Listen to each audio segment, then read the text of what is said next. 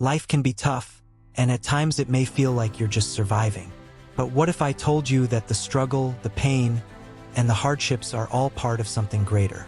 In the words of Friedrich Nietzsche, to live is to suffer, to survive is to find some meaning in the suffering.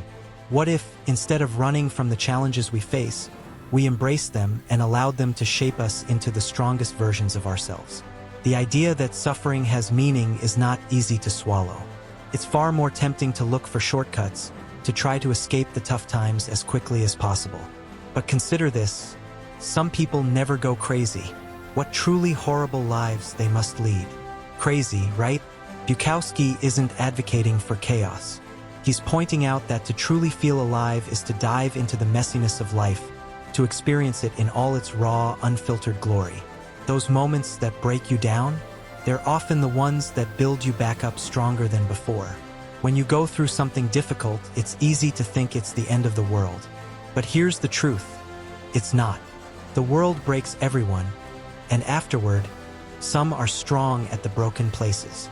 Have you ever noticed how people who have been through the most difficult times often have the most strength? It's because they didn't let those moments define them.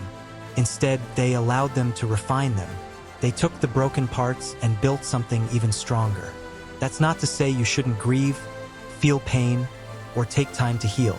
The key here is not to let your struggles imprison you.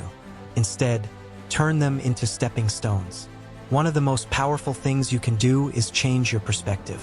You may not be able to control what happens to you, but you can control how you respond to it. Remember, it is not the strongest of the species that survive, nor the most intelligent, but the one most responsive to change. Adaptability, resilience, and the will to move forward when the road gets rough are what separate those who stay stuck from those who soar. So, when life gets tough, when the road feels long and the weight of the world is pressing down on you, take a moment, breathe, and then ask yourself this: how can I use this to grow? It's in those moments that your true character will emerge. The way you respond to adversity shapes not just your future, but your very identity. You are not defined by your circumstances, but by how you face them. And if you ever doubt your strength, just remember, the only way out is through. You don't have to have all the answers.